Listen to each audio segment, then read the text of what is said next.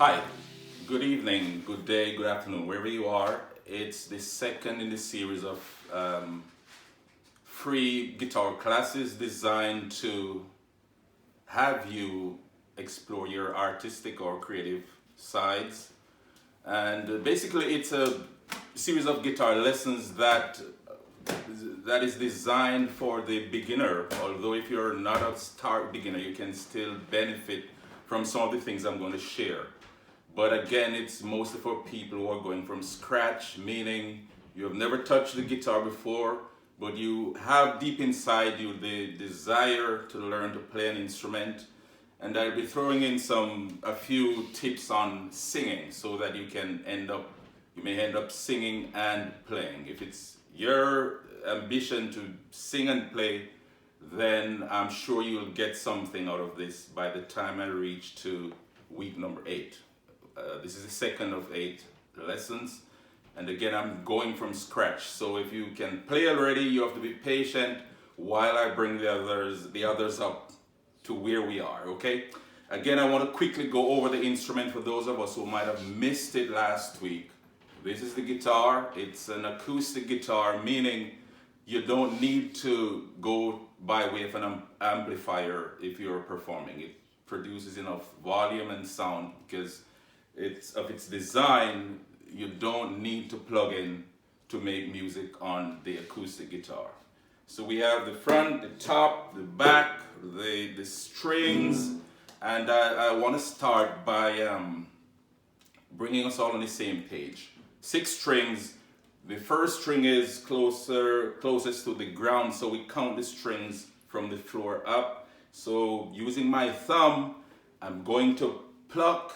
That's a word you'll hear a lot. You'll hear me say a lot. Plucking, which is to just push across the string like that. First, second, third, fourth, fifth, sixth. 6 strings. I just plucked all 6 one at a time. Now I'm going to strum. So there's plucking the strings and there's strumming the strings. Again, I'm doing this for those of us who weren't here last week. So next I'm going to point out on the neck of the guitar, from this white bone material, the nut, to this metallic strip embedded in the neck of the guitar. That space there, we call it the fret. Fret number 1, fret number 2, fret number 3, 4, and so on. So we have the frets, we have the strings, and we use our thumb or finger to strum across the strings to produce sound. Another way of producing sound is by using a pick, a plectrum, a guitar pick. This gives you a louder volume, of course. But to get things started, I want us to focus on making sounds, producing sounds, playing the guitar with your finger. Okay? So let us go straight to the heart of playing the guitar. What does it mean exactly when somebody asks, can you play the guitar? What are they asking? And the question is, to play the guitar, or the answer, to play the guitar means, or in a sense, means that you can get your left hand fingers to press a string on the guitar at a specific spot. In a book you'll see diagrams that show the strings on the fret board of the guitar, and to be able to see what's on paper and to actually do it on the guitar, that is what really the heart of playing the guitar is. You see something on a page and you can reproduce what you see there in real life. So for example, I'm going to use my 3rd finger, and let me just go over the fingerings of the left hand. The thumb, we don't count the thumb because the thumb is placed at the back there to stabilize the hand. And to the front, you want to curve your finger in facing the neck of the guitar, like the tiger claw sort of a shape. So I'm going to press my 1, 2, 3, my 3rd finger, aka my ring finger, onto the 1st string at the 3rd fret. Again, after this you can go back to the video and look again. So I'm pressing the first string using my ring finger or my third finger of the left hand. I'm pressing the first string at the 3rd fret. Now my right hand I'll use to strum, that means brush across the strings, from the 3rd string towards the floor like this. See that? So while I'm applying pressure with my left hand, 3rd finger, my right hand is strumming across from the 3rd string toward the floor like that, creating a sound that's pleasant.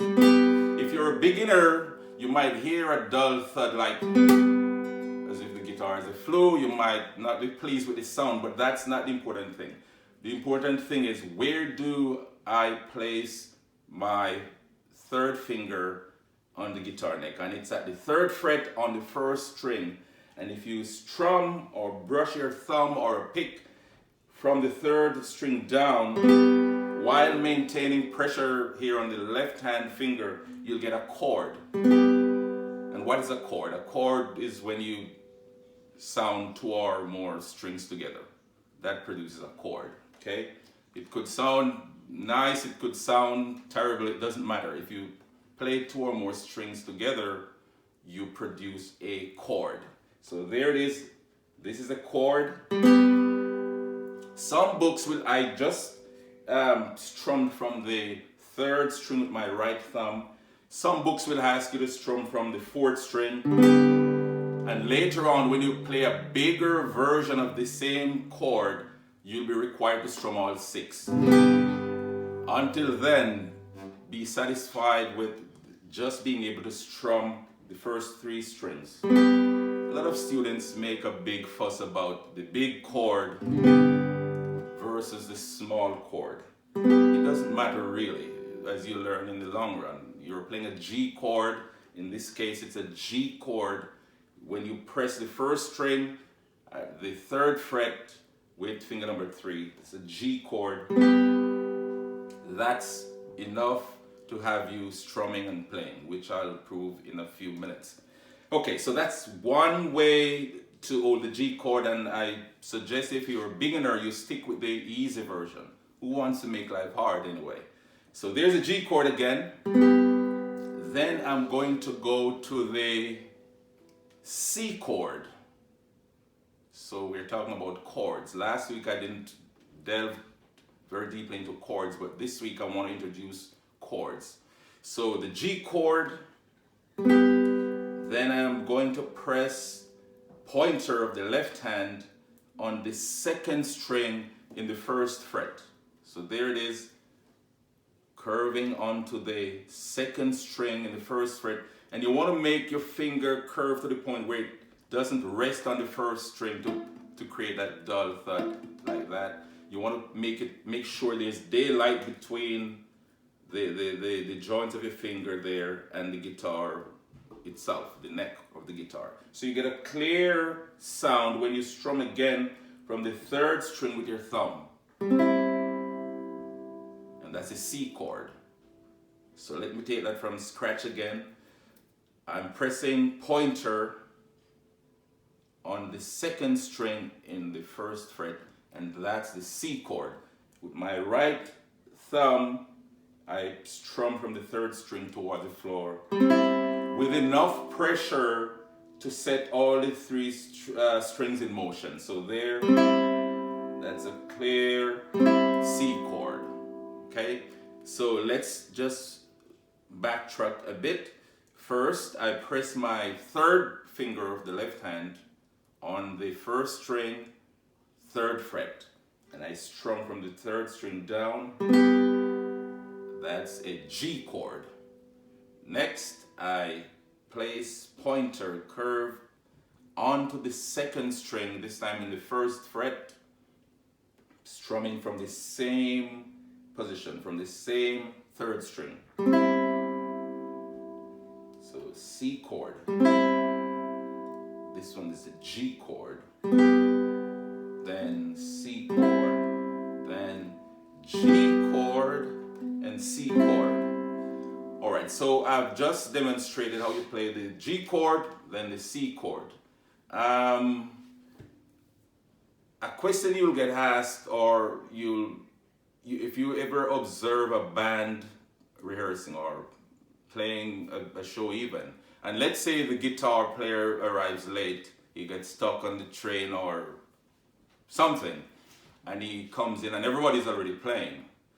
Now, the last thing the band leader wants is for everybody to stop just to tell John Brown, who came in late, what's happening. So the only thing left for John Brown to do is to sneak up to his friend and ask, what key are you playing? He's asking, what key are you guys playing in?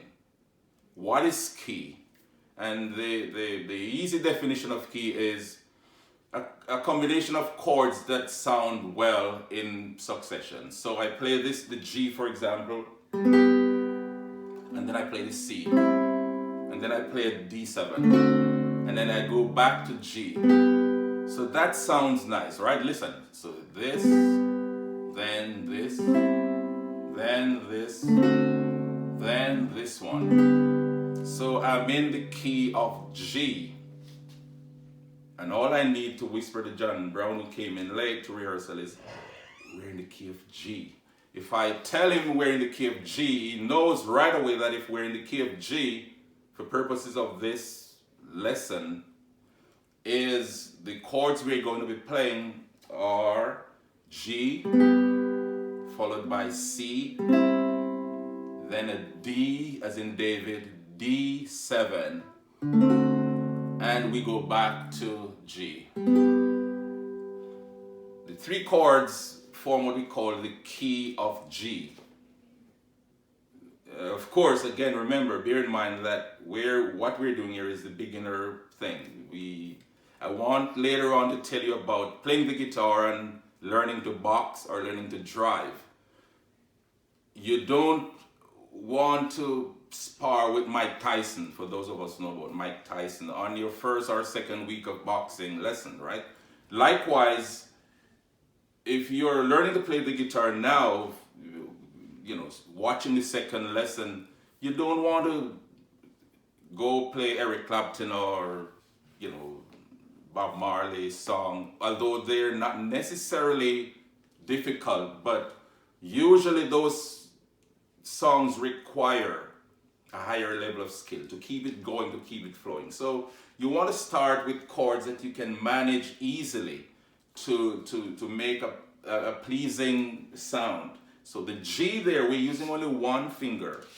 And then one finger on the C chord. The D7 is where you'll need to spend a little more time. And I'm going to go there in a second. But again, let's just revise the G chord. Strumming from the third string, pressing the first string at the third fret, there. Then pointer presses the second string and the first fret. That's a C chord. Now, to go to the D7 chord, finger 1 is already where it's supposed to be for the D7 chord. So all I need to add is middle finger to the third string in the second fret, there. And then I'm going to squeeze, this is sort of a squished up position. I'm going to squeeze the ring finger onto the first string in the same second fret. And I'm strumming now from the fourth string, string number 4. Let me do that again. I'm going to change chord from the C chord, which requires just one finger on the second string in the first fret. To get to the D, as in David, D7 chord, I need to add middle finger to the third string in the second fret, like that, and keep some pressure on it. Students tend to think that your finger will keep itself there. No, they want to lift up. So you have to make sure it's there, firmly pressed. And then ring finger is squished, a little squishy position, but you squeeze it onto the first string, right below middle finger, but on the first string. So pointer is pressing the second string in the first fret, middle finger is pressing the third string in the second fret, and finger number 3 is pressing the first string at the second fret. You think you're in some advanced math class with all those numbers, right? But that's the D7 chord, and then the right thumb is strumming from the 4th string like this. Okay, let me do the D7 again, and I'm going to take it from scratch. This course is really designed for people who are going from scratch, meaning, but where's scratch? Scratch is where you don't know what I mean when I say D7, and so we're going to overcome that hurdle this evening. So again, D7, thumb at the back of the neck to stabilize the hand. In the front, pointer, finger number 1, is pressing string number 2 in the first fret, firmly there, so it stays there. Middle finger presses the 3rd string in the 2nd fret. Ring finger, or finger number 3, presses the 1st string in the same 2nd fret. So middle finger and ring finger are pressing 3rd and 1st strings in the 2nd fret, and pointer is there on the 2nd string in the 1st fret. Right thumb or pick strums from the 4th string down across all the strings. Again, from the 4th string down across all the strings. One mistake or one situation that occurs quite often when beginners play is that if I say play the D7, they do this, or like that. I just strummed one string, which is the 4th string. I missed 3rd, 2nd, and 1st. So you want to make sure you just don't glide lightly. You want to put a little pressure on. So you set all the strings in motion. That's 4th, 3rd, 2nd, 1st. There. All the strings need a sound when you play the D7. And after playing the D7, you take away pointer, take away middle finger, and slide ring finger over to the 3rd fret on the same 1st string, and you strum from the 3rd. You're back where you started. So the idea of key, not the one you open a door with, of course. With regards to music, key means a group of chords that belong to the same family. They sound good in succession. You could play in any order, and they sound well. It sounds well because the 3 chords belong to the same family, so to speak. And so we say it's the key of G because G followed by C followed by D7 sounds pleasant to the ear. Okay, we'll get more into keys and stuff like that, but for now, key means chords, a group of chords that sounds well together. So the key of G, G major, but G is sufficient for the time being. Key of G, G chord, C chord, and D7 chord, and back to G. If you can play those 3 chords, you can play most of the songs you hear on the radio today, the pop songs, albeit using the easy versions of the chord. You don't need more than that right now to play next weekend at your friend's birthday party, okay? So the lesson, what I want to share today is how do we answer the question, can you play the guitar? It means, are you able to reproduce the sounds we just heard by placing your fingers where they're supposed to be? And again, for the G chord, it's placing ring finger on the 1st string. I know I'm going this over and over and over again, but that's the art of learning, right? G chord requires that you press string number 1 at the 3rd fret using ring finger. Strumming with the right thumb from the 3rd string. And you want to put enough pressure so that it sounds clearly. if you don't put enough pressure on the string, the finger that's pressing, you'll get this sound. Meaning you're just barely touching the string. You need to press it. And you want to create some sort of a pressure by pushing against the neck with your thumb. So you create this sort of an effect. You're pressing in on the string and your thumb is at the back, creating that force on the string. So there, ring finger on the first string at the 3rd fret, and you get the G chord. Second chord in the key of G is a C chord. And the 3rd chord, you have to take some care in doing the D7. So you know pointer from the C chord to the D7 chord, you don't take away pointer because it's already where it's supposed to be on the 2nd string in the 1st fret.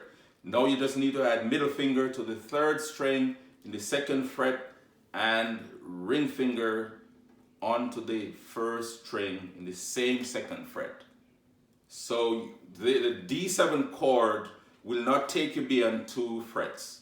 If you find yourself in the 3rd fret, you're doing something wrong. Pointer is on the 2nd string in the 1st fret, middle finger is on the 3rd string in the 2nd fret, and ring finger presses the 1st string also in the 2nd fret. And you strum with the thumb from the 4th string. The name of the 4th string is D, by the way. That's the root of the chord. So D7 there, and you go back to where you started, back to G chord. So let me do that again. You're playing 3 chords: the G chord, the C chord, and the D7 chord. Together, the 3 chords form what we call the key of G. There are more chords, but more on that later. For tonight, for this evening's lesson, today's lesson, we're focusing on playing a G chord, a C chord, and the D7 chord, and back to G. Watch that again. G chord, slowly. Pointer on the 2nd string in the 1st fret, strumming from the 3rd. Pointer stays right where it is, middle finger goes on the 3rd string, ring finger goes on the 1st string, and you strum from the 4th. That's a D7 chord, and take away pointer, take away middle finger, slide ring finger over to the 3rd fret, and strum from the 3rd string. We're back at G. Okay, again, G, C, D7, and back to G. See that? Let me do that again. G chord, C chord, D7 chord, and back to G. Okay. Now, what do we do with the chords, with that combination of chords that form the key of G? The next step would be to add words, sing words that sound, that match the chords you just play. And you hear people talk about, those of us who are interested in singing, somebody might say, you're singing out of key, you're not in tune, you're not in key, or you're not in tune. Usually you're not in tune, meaning whatever you're singing doesn't match this. Yeah? So if your choir director tells you or yells, somebody's singing out of key or out of tune, it means that somebody's singing a pitch that might be down here, or it doesn't match. So whatever you're singing matches nicely with whatever the guitarist or the pianist is playing, you said you're singing in tune. The voice matches, and nobody will cover their ears. It sounds pleasant. And the next, in creating music, an important element is to set up a groove and stick with it. So you could go,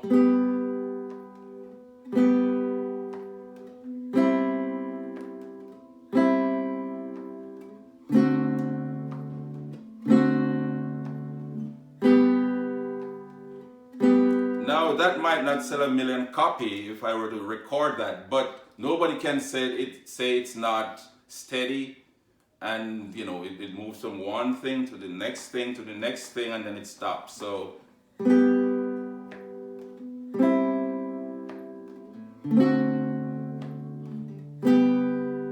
right, so your neighbor might not come to listen again on day 2, right?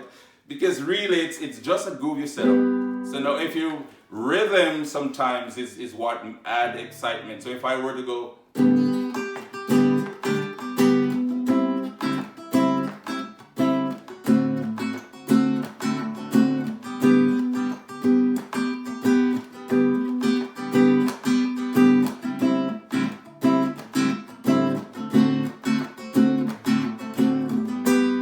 no, that might have the postman stopping for a minute or two and listening, right? So the idea is, but it has nothing to do with understanding how music works, right? What I'm teaching you here is what happens when you take up the guitar.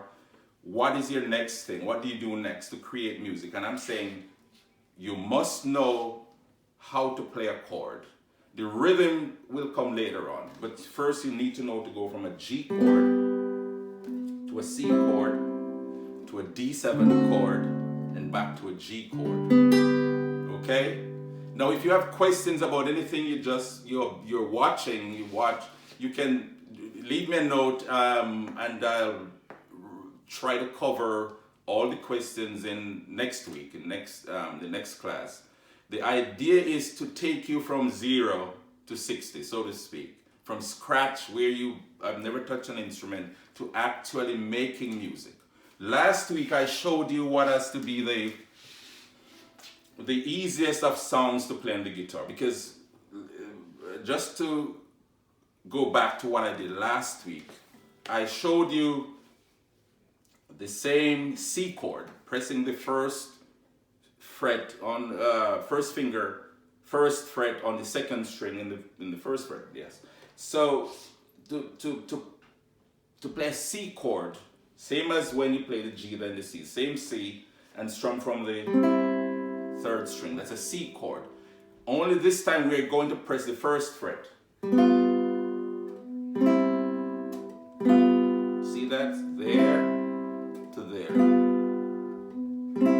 Second string, first string. Second string, first string. Now, if you can play, last week I showed that. So before I close out this week, which I mainly focus on G, C, and D7, but I want to do a recap of what happened last week for those of us who put in some practice on the 2 chords, the C chord and the G7. So C and G7. Don't confuse G straight with G7. It's a different chord. So the C chord and then the G7 chord will give you all you need to play the well-known song, He's Got the Whole World in His Hands. And I did remind you that if you want to make sure that you're on the right track, whenever you get to the word whole, you should shift. So it's important that you start on the right chord, which is C. So this is how it works. He's got the whole world in his hands. He's got the whole. I shifted to G7. In his hands. He's got the whole. I shifted to C world. In his hands. He's got the whole world in his hands. Now, what is my right hand doing? Because I wanted you to see what the left hand's job is. So the left hand is shifting from C, and when we get to the word whole, it shifts to G7. You have to learn to trust yourself at a certain point. So if you're, just focus on my left hand here for a moment. If you're pressing C there, world in his hands, he's got the whole, that's when you shift to G7. Look at the distance from the C to the G7. It's there. It's just not a big distance. So if you play C, just try to move your pointer to G7 without much drama. That is, don't make any big movement. You're just going from here to here. So it's C, G7, C, G7. It's a small move from C chord, pressing the second string, to G7, pressing the first string, and back to C. He's got the whole. Watch my right hand. In his hand. All I'm doing is this, just going 2, 3, 4. 1, 2, 3, 4. 1, 2. It will take some getting used to go right back to the third string. You might find yourself hitting on 4 or 5. Believe me, it's not an offense. It will happen. Don't curse or kick the cat or stamp your feet. Just fix your thumb. If you aim for the third and accidentally hit the fourth, no big thing. As time goes by, you'll learn to just go to the right spot. That's a C chord, and then same thing for the G7. Okay?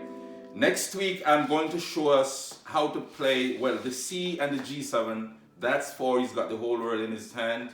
Next week, I'm going to show us how to play the favorite birthday song using G, D7, and C. Back to G. So those of you who want to take a shot at it, I want to close things out with this. Remember, if you're a beginner, then this is for you. If you're not a beginning student, then and you want to take your playing to the next level, you can send me a note, a message, and I'll arrange to put in something during the 8 sessions that will apply to you or by some other arrangement. But if you're a beginner, this is for you. A non-beginner, you might want to let me know what issues you're working with to take your playing to the next level. So let me close out. Thank you for watching. Share this with a friend. This goes for 8 weeks, and it's designed for those of us who are sitting at home wondering, am I an artist? Do I have it in me to write a song, to sing and play? I'm telling you, you have it in you. You just need to tune in every week, and by week 8, you'll be playing at the party. I guarantee that. All right? So the birthday song, again, from the G chord. Happy birthday to you. Happy birthday to you. Happy birthday, dear, whoever you're singing the song for. Happy birthday to. Instead of strumming the D7 in one swoop, I do what I break up the chord by playing 4, 3, 2, 1, and then I go back to G, to you. Okay, so there you have it. Learning to strum, meaning to brush a pick or your finger, your thumb across the strings. To pluck the string, it's an individual thing. It's plucking and strumming. Soon you'll be doing both, but again, take it step at a time. What is the name of this chord? What is the name of this one? What is the name of this one? Things like that, basic steps. G, C chord, D7 chord, and land back on G where we started, because we're in the key of G. So this is like home, the home chord, the G chord. That's where we started, and we go back there at the end of the song.